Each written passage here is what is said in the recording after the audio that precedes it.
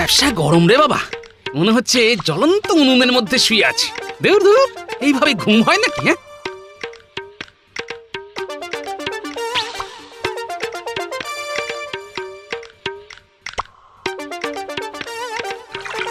কি ব্যাপার গো?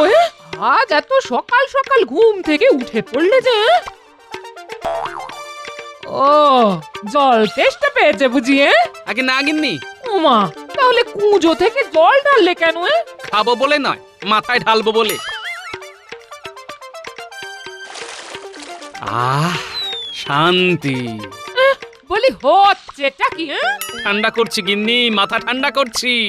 এই জল আনতে আমাকে রোজ 2 মাইল করে পথ কুঁজো কাঁধে করে হাঁটতে হয়, আর তুমি কিনা সেই জল মাথায় ঢেলে।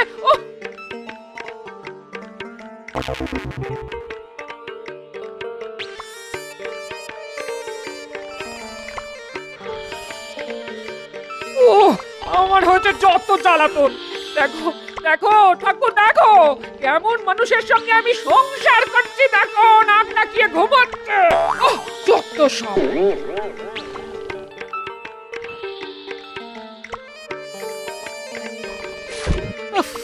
বাপরে বাপ, কি গরম, কি গরম।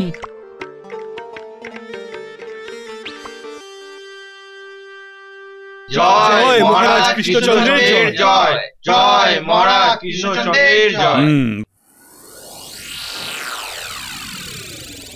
কি আজও গোপালের দেরি? আমি আমি এসে গেছি মহারাজ, আমি এসে গেছি। কি ব্যাপার গোপাল, আজ রাজসভা শুরু হওয়ার আগেই তুমি রাজসভায় পৌঁছে গেলে? হ্যাঁ, আজ বুঝি কোনো বিশেষ দিন? বিশেষ দিনই বটে। আজ বাইরে যা ভ্যাবসা গরম, এই গরমে বাড়িতে বসে বসে ঘামতে থাকার কোনো মানেই হয় না। তাই রাজসভায় চলে এলাম। এখানে তাও বাতাস করার লোক আছে, ঘাম একটু কম হবে।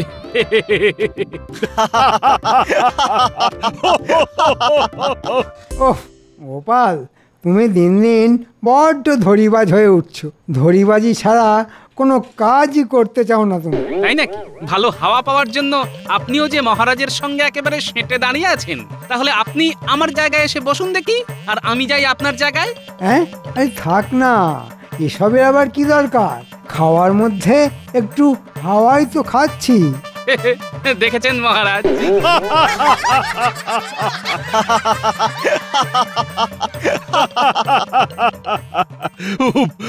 বাবা গোপাল, তুমি পারো বটে। যাই হোক যাই হোক, এবার কাজের কথায় আসি। বেশ কয়েকদিন ধরে একটা বিষয় আমি খুবই চিন্তিত। কি হয়েছে মহারাজ? শত্রুরা বুঝি কৃষ্ণনগর আক্রমণ করতে চলেছে? নাকি আপনার শরীর ওই দিন দিন দুর্বল হয়ে পড়ছে মহারাজ? না না, দুটোর একটাও নয়, চিন্তা অন্য বিষয়ে। এবার একটু ঝেড়ে কাশুন তো মহারাজ, কি হয়েছে না বললে চিন্তার সমাধান বেরোবে কেমন করে? হ্যাঁ, তাও ঠিক। আসলে হয়েছে কি, আগামী রবিবার নবাব বাহাদুর আসছেন কৃষ্ণনগর ভ্রমণে। আর তোমরা তো সবাই জানো নবাব বাহাদুর কেমন খামখেয়ালি মানুষ। তাই আমি ঠিক করেছি, নবাব বাহাদুর কৃষ্ণনগর আসার সঙ্গে সঙ্গে আমি তাকে একটা উপহার দেব। বাহ বাহ, উপহার পেলেই নবাব বাহাদুরের মন ভালো হয়ে যাবে, আর তখন নবাব বাহাদুর আর আপনার পিছনে লাগতে আসবে না। নবাব বাহাদুরকে ঠান্ডা করার দারুণ উপায় খুঁজে বার করেছেন মহারাজ। কিন্তু এখানে একটা সমস্যা আছে মন্ত্রী। আবার কিসের সমস্যা মহারাজ? কিছুতেই ঠিক করে উঠতে পারছি না নবাব বাহাদুরকে কি উপহার দেব।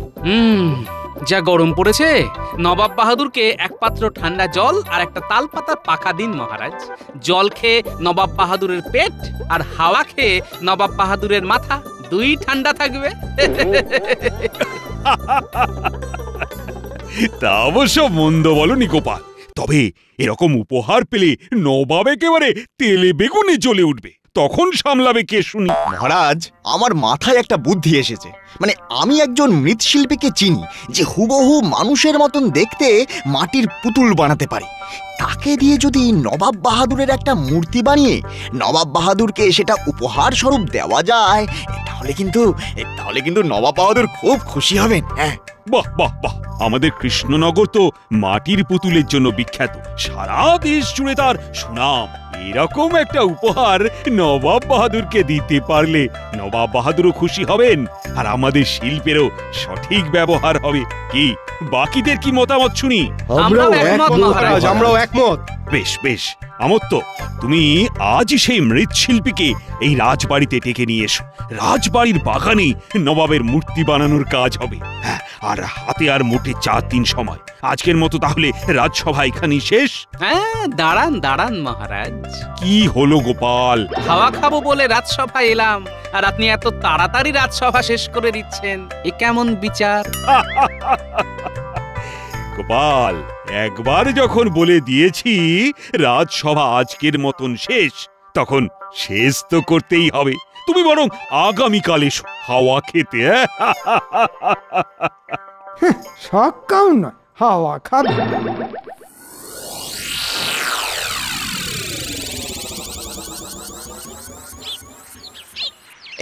এই যে ভাই, শুনছো? ও ভাই, আগে বলুন অমাত্য মশাই। হ্যাঁ, মহারাজ চান তুমি একবার রাজবাড়িতে যাও, সেখানে থেকে তোমাকে মুর্শিদাবাদের নবাব বাহাদুরের একটি মাটির মূর্তি আমাদের মহারাজকে বানিয়ে দিতে হবে। মহারাজ যখন ডেকেছেন তখন না বলি কেমন করে? চলুন চলুন অমাত্য মশাই।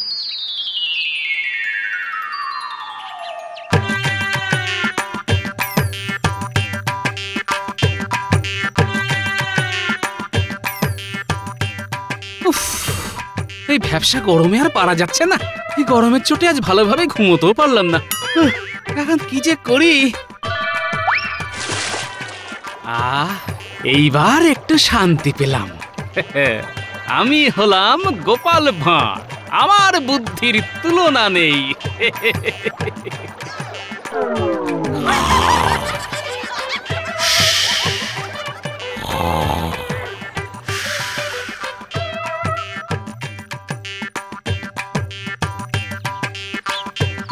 শোনো হে, মূর্তি যেন হুবহু নবাব বাহাদুরের মতন দেখতে হয়। হ্যাঁ, সেই নিয়ে আপনি কোনো চিন্তা করবেন না মহারাজ। এমন মূর্তি বানাবো যে আপনি বুঝতেই পারবেন না কোনটা আসল নবাব বাহাদুর আর কোনটা আমার বানানো মূর্তি। মুখে বড় বড় কথা আছে, দেখবো কাজ কেমন করো।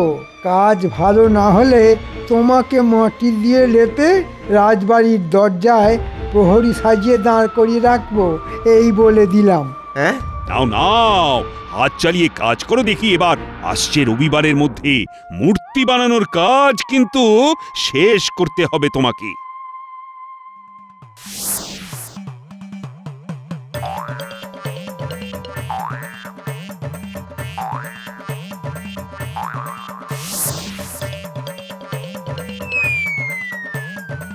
এ কি আশ্চর্য! এটা মূর্তি, সত্যি সত্যি নবাব বাহাদুর দাঁড়িয়ে আছেন। ঠিক বলেছেন মহারাজ। দূর থেকে আমিও মূর্তিটাকে নবাব বাহাদুর ভেবে ভুল করেছিলাম। এই মূর্তিটা উপহার হিসেবে পেলে নবাব বাহাদুর খুব খুশি হবেন। আর তুমি দারুণ কাজ করেছো। তোমার কাজের গুণে তো এই মূর্তি একেবারে জীবন্ত হয়ে উঠেছে। ধন্যবাদ মহারাজ, ধন্যবাদ। তোমার পারিশ্রমিক এবং উপহার।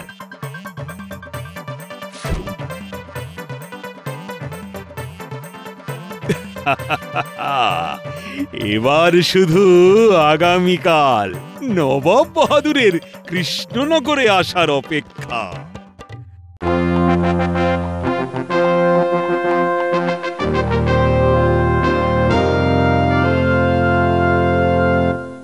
কি ব্যাপার মহারাজ, বেলা হতে চললো, নবাব বাহাদুর এখনো এসে পৌঁছলেন না কেন?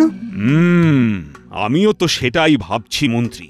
যতক্ষণ না আমি উপহারটা নবাব বাহাদুরকে দেখাতে পারছি, ততক্ষণ যে আমার আর কিছুতেই তর সইছে না। নবাব বাহাদুর যত দেরি করে আসবেন ততই ভালো। এরকম কেন বলছো গোপাল?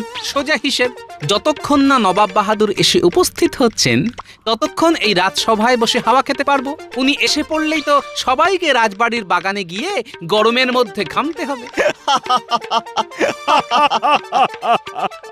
উফ বাবা, গোপালকে নিয়ে যে আর পারা গেল না। একটু হাওয়া খাবে বলে গোপাল আজকাল একেবারে ঠিক সময়ে রাজসভায় চলে আসছে। এই গোপাল, তোমার বাড়িতে পাখা নেই বুঝি? আছে তো, কিন্তু হাওয়া করার লোক নেই।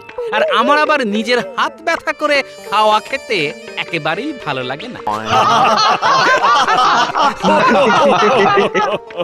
কি ব্যাপার কৃষ্ণচন্দ্র, রাজসভায় বড্ড হাসাহাসি হচ্ছে দেখছি। এটা রাজসভা না মাছের বাজার জাহাপানা? এই, আসুন আসুন আসুন নবাব বাহাদুর। আর বলবেন না, ওই গোপালের রসিকতা শুনে আমরা একটু হাসাহাসি করছিলাম। আর তাছাড়া হাসি খুশি থাকলে শরীর আর মন দুটোই যে খুব ভালো থাকে। আর আর এইবার আমি আপনার মন ভালো করার জন্য একটা সামান্য চেষ্টা করেছি নবাব বাহাদুর। কি চেষ্টা শুনি কৃষ্ণচন্দ্র? আগে সেটা তো এখানে দেখানো যাবে না, সেটা দেখতে হলে আপনাকে রাজবাড়ির বাগানে যেতে হবে। তাহলে চলুন জাহাপানা, গিয়ে দেখে আসি রাজা কৃষ্ণচন্দ্র আপনার মন ভালো করার জন্য কি ব্যবস্থা করেছে। হ্যাঁ চলো, দেখেই আসি।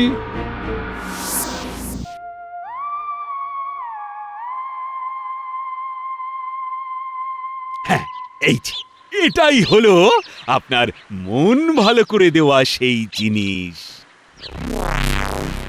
কি এটা? সেটা জানতে হলে যে আপনাকে এর আবরণ উন্মোচন করতে হবে নবাব বাহাদুর। হায় আল্লাহ, এই যে আমার যমজ ভাই, নাক চোখ মুখ সবই যে আমার মতোই। তবে কৃষ্ণনগরের মাটি দিয়ে তৈরি নবাব বাহাদুরের খাস মূর্তি, একেবারে অবিকল, আপনার মতোই দেখতে। এবার বলুন বলুন নবাব বাহাদুর, আমার উপহার আপনার পছন্দ হয়েছে তো? হয়েছে কৃষ্ণচন্দ্র, হয়েছে, আমি খুব খুশি হয়েছি। এটা কেমন হলো? মূর্তি উপহার পেয়ে দেখছি নবাব বাহাদুর কৃষ্ণনগর দখল করার কথা ভুলেই গেল। বাহ, অনেক খুঁজেও আমার সঙ্গে এই মূর্তিটার কোনো অমিল খুঁজে পেলাম না। কৃষ্ণচন্দ্র, তোমার উপহার আমার দারুণ পছন্দ হয়েছে। না হলে উপায় নেই নবাব বাহাদুর, কৃষ্ণনগরের মাটির কাজ বিখ্যাত, আর এই মূর্তিটা হলো তার প্রমাণ। উফ, বাবা, এখানে বড্ড গরম। চলুন চলুন নবাব বাহাদুর, আমরা রাজবাড়ির ভেতরে যাই। হ্যাঁ হ্যাঁ, চলো চলো কৃষ্ণচন্দ্র, চলো। হায় হায় হায়, আপনি কি করলেন রাজা কৃষ্ণচন্দ্র? আপনি কি না আমাদের নবাব বাহাদুরের আঙুল ভেঙে দিলেন? এই সত্যি তো, কিভাবে যেন কাপড়টা জড়িয়ে আঙুলটা ভেঙে গেল। আপনি আপনি কোনো চিন্তা করবেন না নবাব বাহাদুর, আমি এক্ষুনি মৃৎশিল্পীকে ডেকে আঙুলটা আবার জুড়ে দেওয়ার ব্যবস্থা করছি। না না না, আঙুল জুড়ে দিলেও যে অপমান আপনি আমাদের জাহাপানাকে করলেন সেটা জোড়া লাগাবেন কেমন করে শুনি? হ্যাঁ, অপমান? কোথায় অপমান? আপনি প্রথমে মূর্তিটা দেখিয়ে বলেছিলেন এটা হুবহু আমাদের নবাব বাহাদুর, আর এখন কায়দা করে তার আঙুলটা ভেঙে দিয়ে আপনি আমাদের বলতে চাইলেন এই রাজ্যের দিকে হাত বাড়ালে আপনি নবাব বাহাদুরের আঙুল ভেঙে দেবেন। সত্যি তো, এটা তো আমি আগে ভেবে দেখিনি। এই কৃষ্ণচন্দ্র, তোমার এত বড় সাহস! না না, মানে মানে আপনারা ভুল করছেন, আমার মাথায় এত কিছু ছিল না। আমি ইচ্ছে করে মূর্তির আঙুলটা ভাঙিনি নবাব বাহাদুর। একটা যখন কারণ পেয়েছি তখন কি আর ছাড়া যায়? না না না না না, রাজা কৃষ্ণচন্দ্রকে ছাড়বেন না নবাব বাহাদুর। রাজা কৃষ্ণচন্দ্র কিনা আপনাকে ডেকে নিয়ে এসে অপমান করলো। না, ছাড়ার কোনো প্রশ্নই ওঠে না। আমি এক্ষুনি কৃষ্ণচন্দ্রের গর্দান নেবো। এটা আপনি একেবারে সঠিক সিদ্ধান্ত নিয়েছেন জাহাপানা। সর্বনাশ! হ্যাঁ, এই সামান্য একটা মূর্তির আঙুল ভেঙে যাওয়ার জন্য গর্দান? ঠিক, একদম ঠিক সিদ্ধান্ত নিয়েছেন নবাব বাহাদুর আপনি। কিন্তু আপনি হলেন বাংলার নবাব, আপনি যার গর্দান নেবেন তাকে একটা শেষ সুযোগ দেবেন না, এটা কি হয়? গোপালের কথায় কান দেবেন না জাহাপানা।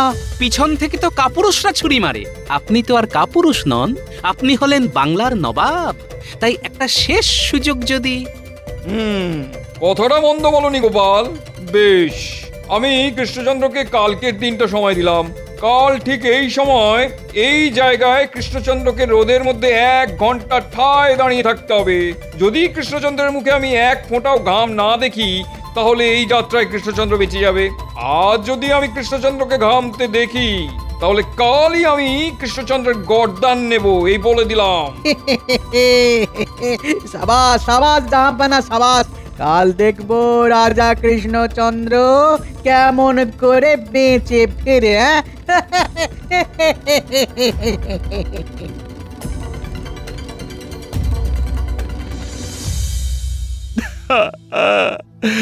হায় রে হায়, কি মূর্তি যে নবাব বাহাদুরকে উপহার দেওয়ার কথা আমার মাথায় এলো। হায় হায় হায়। ভয় পাবেন না মহারাজ, গোপাল থাকতে আপনার কোনো ক্ষতি কেউ কোনোদিন করতে পারেনি আর পারবেও না। নবাব বাহাদুর কি বলে গেলেন শুনলে না গোপাল? এমন কি কোনো মানুষ আছে যে এই গরমে 1 ঘন্টা রোদে দাঁড়িয়ে থাকার পরও তার ঘাম হবে না? নিশ্চয়ই আছে, শুধু বুদ্ধি খাটিয়ে তাকে খুঁজে বার করতে হবে আমাকে। নবাব বাহাদুরের এই খামখেয়ালির জবাব যে আমাকে দিতেই হবে, আর সেটা দিতে হবে নবাবের মতন করেই। এই তো আমার মাথায় একটা বুদ্ধি এসেছে। বলো কি গোপাল, কাল আমাকে বাঁচাতে পারবে তুমি? তা একবার চেষ্টা করে দেখতে পারি মহারাজ। আমার তো তুমি চলো তো আমার সঙ্গে। আর মহারাজ, যদি এই যাত্রায় আমি আপনার প্রাণ রক্ষা করতে পারি, তাহলে তাহলে তুমি যা চাইবে আমি তাই দেব গোপাল। ব্যাস, এটাই তো চাই। চলে এসো আমার তো।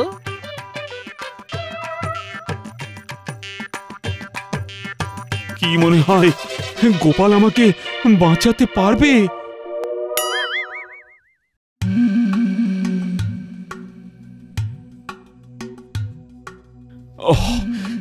বাবা, গোপালের এখনো দেখা নেই কেন? গোপাল গেল কোথায়? পালিয়েছে মহারাজ। আপনাকে বাঁচানোর কোনো রাস্তা দেখতে না পেয়ে গোপাল পালিয়েছে। হ্যাঁ, তার মানে আজই আমার শেষ দিন। গোপাল আসেনি তো? হয়েছে। আমরা তাহলে সবাই মিলে ওই নবাব বাহাদুরকে বোঝানোর চেষ্টা করব। হ্যাঁ মহারাজ, আমরা সবাই আপনার পাশে আছি। কি ব্যাপার কৃষ্ণচন্দ্র, চলো চলো। দাঁড়ানোর নাম শুনেই কৃষ্ণচন্দ্র ঘামতে শুরু করে দিয়েছে। দেখুন দেখুন দেখুন জাহাপানা, দেখুন। হ্যাঁ, মানে না, মানে চলুন চলুন নবাব বাহাদুর। আমি এসে গেছি। উফ বাবা, বাইরে কি গরম। গোপাল, তুমি আমি ভেবেছিলাম তুমি আর আসবে না। মহারাজ বিপদে পড়েছে আর গোপাল আসবে না, সেটা কি হয়? চলুন মহারাজ, রাজবাড়ির বাগানে চলুন, বাকি কথা সেখানে গিয়েই হবে।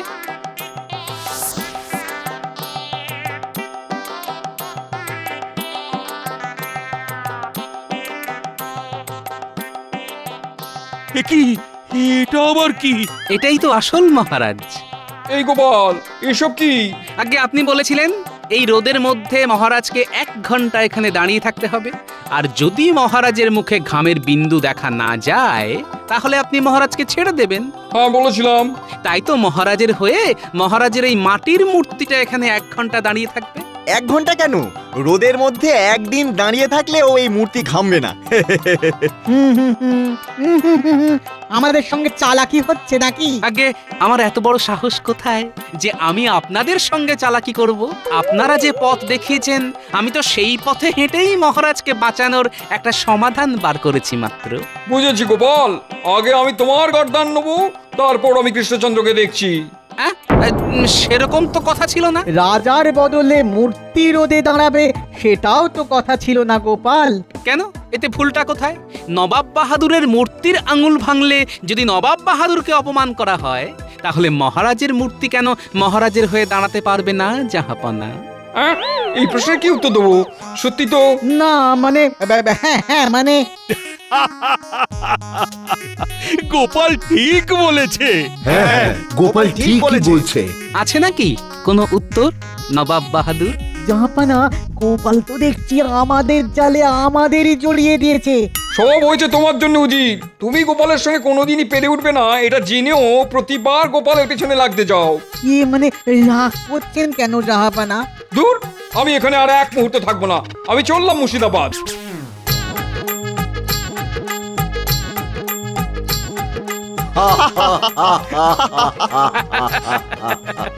সাবাস গোপাল, সাবাস।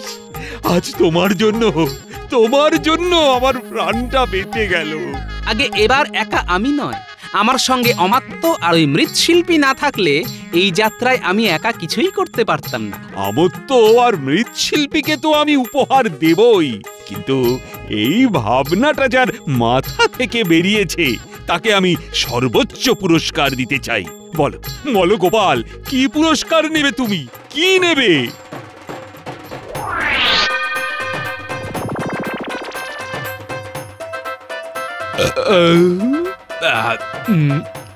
এটাই হলো আমার সর্বোচ্চ পুরস্কার।